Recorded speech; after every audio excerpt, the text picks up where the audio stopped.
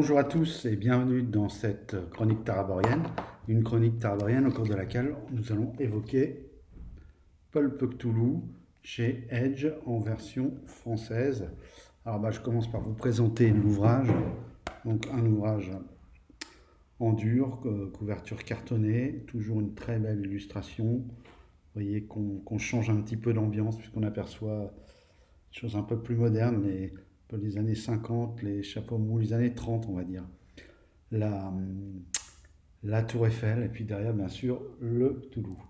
Alors, ça faisait un petit moment que je m'étais dit qu'il faudrait que je me penche sur ce volume qui, en fait, nous propose d'aller un petit peu plus loin sur le côté pulp dans nos parties de Cthulhu et de sortir un peu de la simple enquête. Ils ont de pouvoir aller plus loin, c'est-à-dire qu'on a toujours cette partie enquête avec des investigateurs qui sont là pour ça, mais là où à Cthulhu, la deuxième partie, c'est-à-dire la partie confrontation, souvent est un petit peu, c'est un peu du Play Toulouse. C'est voilà, c'est un peu toujours en défaveur des investigateurs. Là, on a des investigateurs un peu plus costauds et du coup, on peut un peu plus affronter. Alors peut-être pas les créatures du mythe où là, ça reste quand même très très compliqué, mais au moins les cultistes d'une façon un peu plus efficace. On va faire un petit peu ensemble le tour de ce qu'il y a dans la table des matières. Ça va vous permettre de mieux comprendre comment le livre est construit. Bon, on a toujours ce design que moi je trouve assez sympa. Alors les ouvrages en français sont un peu plus petits, une très bonne table des matières. Les ouvrages en français sont un peu plus petits en hauteur que les ouvrages anglais. Alors nous avons une introduction bien sûr par Mike Mason qui est le directeur de collection je crois pour Toulouse. Ensuite nous avons un petit chapitre historique où on va nous faire un petit peu l'historique des pulps, divertissement populaire, pistoleros solitaires qui n'ont peur de rien, les pulps héroïques, étranges horreurs sur papier grossier. Et puis on attaque dès le second chapitre, créer des héros pulp. Alors on y reviendra après. Puis troisième chapitre, organisation pulp. Chapitre 4, système de jeu. Les petites modifications notamment sur l'utilisation de la chance. Chapitre 5, pulp et santé mentale. Donc là aussi quelques modifications, notamment des talents de folie qui sont des talents qui se déclenchent plus facilement quand vous êtes un peu fou et qui peuvent donner des choses assez corsées on va dire. Et puis les effets de la folie qui sont précisés. Donc on peut être amélioré par la folie de certaines compétences. Voilà, on donne des suggestions même pour savoir quelles compétences vont être assujetties à ce type de modification. Chapitre 6, Magie Pulp, compétences psychiques et machines infernales. Là aussi encore un ajout très intéressant par rapport au guide de l'appel traditionnel, on va dire.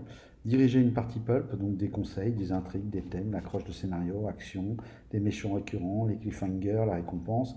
Là, vous voyez, on est dans la série télé, là. On avance dans le chapitre 8, les années 30, la Grande Dépression, donc là, c'est partie historique. Les méchants et autres personnages, puis des scénarios, donc le désintégrateur, en attendant l'ouragan, la boîte de Pandore, une douce croisière pour la Chine. Les indices et références en fin d'ouvrage. Alors on va aller directement au chapitre 2, hein, pour voir un petit peu ce qui change. Il n'y a pas de... Je suis étonné, il n'y a pas de... je sais plus comment on appelle ça. Un petit signet là en tissu. Alors pour créer des héros, donc on a 7 étapes. Le choix d'un archétype, donc c'est un petit peu différent de ce qu'on fait d'habitude. La génération des caractéristiques, le choix des talents pulp, une occupation, les compétences et distribution des points, la rédaction du profil. Voilà, les archétypes pulp sont des concepts de personnages autour desquels les joueurs pourront bâtir leur héros. Ils octroient certains bonus aux compétences et aux caractéristiques. Choisissez l'archétype qui correspond le mieux à votre personnage ou que vous souhaitez interpréter. Chaque entrée comprend un bref résumé des aspects de la personnalité de l'archétype. On va en voir quelques-uns. L'acolyte, l'armoire à glace, harlequin, aventurier, bon vivant, chasseur, chercheur de vérité, cogneur, découvreur, érudit, dur à cuire, femme fatale, intello, incorruptible, marginal, mystique, rebelle, rêveur, sans cœur, ruffian. Étape 2, la génération de caractéristiques. Alors là, il y a les tables, fameuses tables force plus taille pour les impacts. Je ne saurais pas dire de mémoire si elle est exactement pareille que dans le jeu normal. Alors la force 3d6, constitution 3d6, la taille de d6 plus 6, la dex 3d6, l'apparence 3d6, les d6 sont multipliés par 5, voilà, à chaque fois bien sûr. Hein. Pour le demi, divisez la valeur par 2, arrondissez à l'entier inférieur.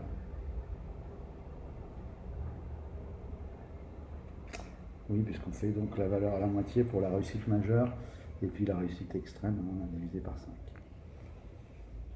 Les valeurs de demi et de cinquième sont utilisées pour le test de voilà. Ensuite, nous avons l'âge de 15 à 90 ans. Les valeurs dérivées, donc la chance, 2d6 plus 6, les points de santé mentale sont égaux au pouvoir, les points de vie.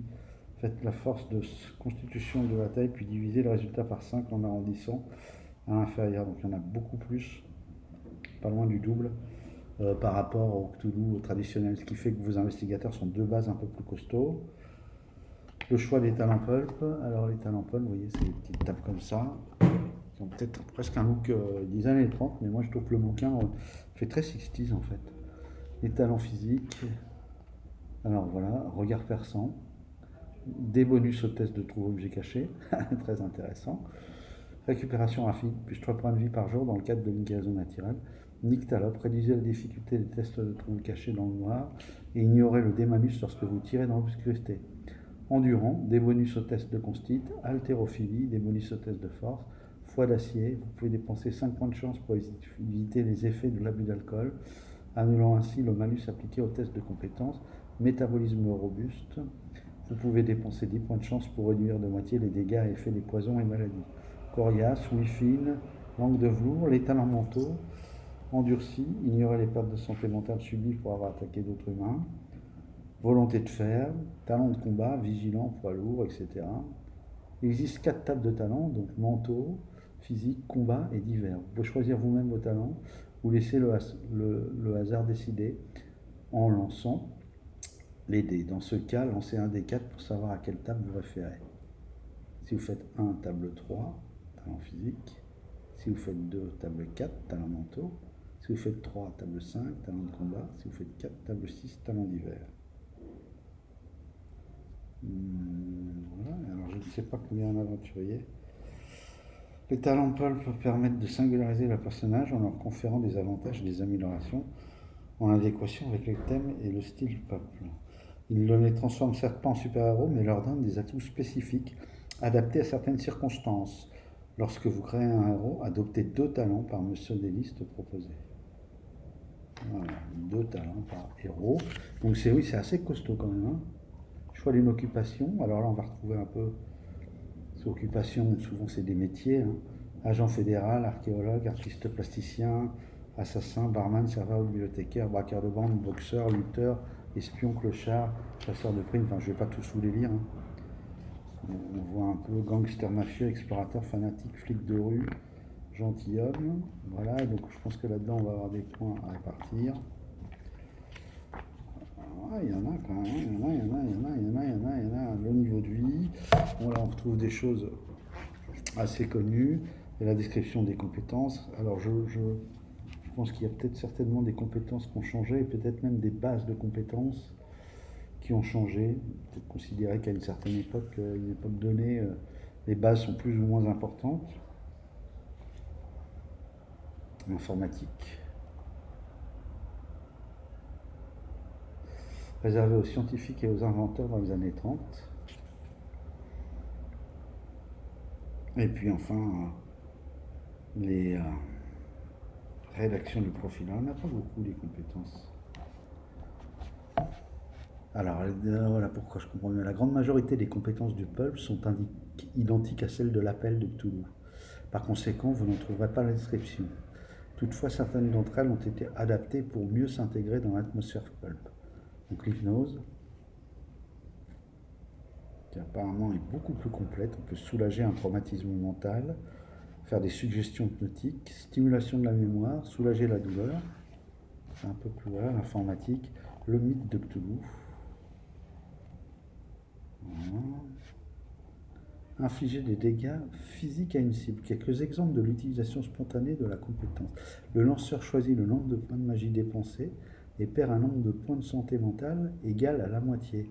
Pour que l'opération réussisse, il doit l'emporter sur la cible lors d'un test opposant sa compétence de Cthulhu au pouvoir de cette dernière. S'il triomphe, la cible subit autant de dégâts que le nombre de points de magie dépensés. Les blessures infligées de cette façon sont toujours horribles. La peau se couvre de cloques, le sang bout, etc.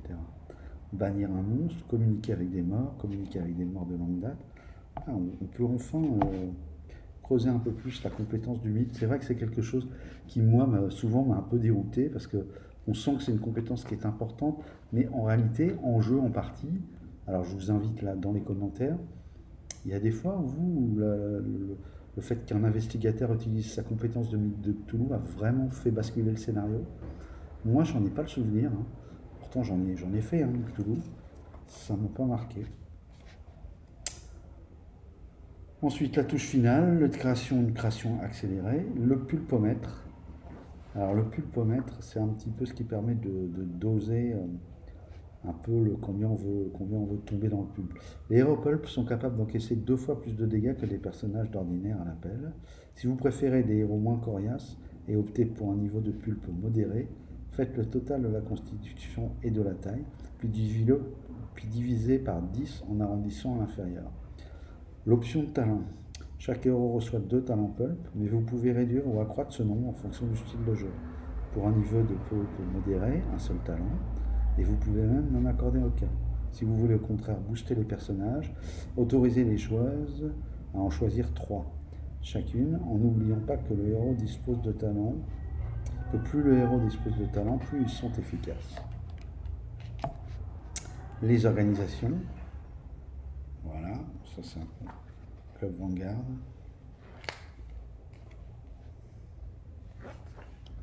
Le Calucé, le département 29. Bon, ça c'est à creuser, hein. Voilà, ça permet d'ancrer les aventuriers dans un quotidien, et souvent ça permet de ne pas avoir à ramer comme des malades pour driver les persos dans le scénario. C'est un peu plus naturel la façon dont ils peuvent venir se mettre dans le scénario. Voilà donc un joli bouquin, hein, qui tourne autour de 45 €, je crois par là, 44 et quelques. Alors je dois dire que je suis étonné, je n'ai pas eu de code à l'intérieur du mien pour télécharger le PDF. Donc j'ai envoyé un message à la boutique où je l'ai acheté pour demander comment cela se faisait. Je vous reparlerai certainement aussi des scénarios qui sont en fin. Voilà, le temps de pouvoir lire tout ça à tête reposée et de faire évoluer. J'ai acheté également dans la même série, Pulp Cthulhu, Le Serpent à 2 têtes, qui est une campagne dont j'ai entendu le plus grand bien, avec dans l'espoir peut-être de le faire jouer vraisemblablement après les masques, à la table que j'ai là où on est tous friands de Cthulhu, donc je pense que ça nous fera du bien de faire un peu de pulp et de repartir sur une campagne voilà, plus récente, puisque les masques commencent à dater un petit peu, et autant il faut bien admettre que c'est une campagne mythique, les masques. Côté MJ, quand on prend la campagne, très belle édition. La dernière, moi je joue avec la version anglaise de Chaosium, la dernière itération, là, la version pour la 7ème. Très belle édition des masques. Malgré tout, à faire jouer, moi je trouve que ça a un peu vieilli. Et puis il y a toujours plusieurs aspects qui me chiffonnent. Voilà. Je veux pas trop en dire parce que je veux pas que mes joueurs tombent dessus. On s'éclate, alors ça c'est sûr, hein, on s'éclate à la jouer. Malgré tout, ça vieillit. Moi je pense que ça vieillit. Et je pense que aujourd'hui, si on devait la comparer avec des trucs plus récents, je suis pas sûr qu'elle apparaisse systématiquement dans les 3 premières, comme c'est un peu le cas, toute époque confondue. Là, vous dites les masques, tout le monde connaît. Alors oui, c'est une campagne fleuve, vous faites le tour du monde, mais bon, certaines ficelles, je trouve, sont un peu grosses. Ça s'est un peu affiné quand même le jeu de rôle avec les années. Le côté pléthorique fait que par moment, on veut trop en mettre et on détaille pas. Donc en fait, des fois, quand vous êtes en partie, Si vous n'avez pas prévu le truc, d'un seul coup, vous êtes maître de jeu et oula, d'un seul coup, vous sentez le, le vent tourner et là, vous êtes sur un truc où il n'y a rien en fait. Il n'y a pas de piste, voilà, il n'y a rien précisé quand si les joueurs suivent cette piste, qu'est-ce qui se passe. Et vous devez comme ça en 2-2 l'improviser. Ça, c'est une erreur, je trouve, récurrente qui vient à peu près dans tous les scénarios, dans tous les chapitres, qui est problématique, je pense, pour le maître de jeu. En tout cas, qui rend à la fois, ça rend l'exercice intéressant, mais en même temps, bon, voilà, c'est les limites. Bon, je vous en reparlerai quand j'aurai fini. Là, on est vraiment qu'au début, on est en Angleterre. On a fait la première séance en Angleterre. Après, le premier chapitre du Pérou, qui est plutôt pas mal. Et le chapitre de New York, qui reste un grand classique, excellent pour une ouverture, juste après l'introduction. Ça reste le chapitre d'ouverture pour moi, qui lance vraiment la campagne. En tout cas, donc, Pulp Cthulhu, pour des aventures un peu plus trépidantes, laisser un peu plus de chance à vos personnages. Je pense que je vais proposer des parties, bien sûr. D'ailleurs, j'en ai déjà proposé une. Voilà, si vous êtes sur la liste de diffusion, vous avez dû la recevoir, cette proposition de partie. Et je pense que je vais proposer d'autres one-shots avec du Cthulhu et avec du Pulp Cthulhu. Voilà, tout ça en attendant de recevoir mon fameux pledge de Traveler qui malgré tout ne va pas arriver tout de suite. Et bien sur ce, je vous souhaite de bien poursuivre vos vacances. Faites attention au soleil, ici à Nice ça tape vraiment beaucoup. Voilà, il faut s'hydrater et tira pour la sombra, comme on dit, hein, il faut rester à l'ombre au maximum. Allez, je vous dis bientôt et au revoir. À bientôt et au revoir.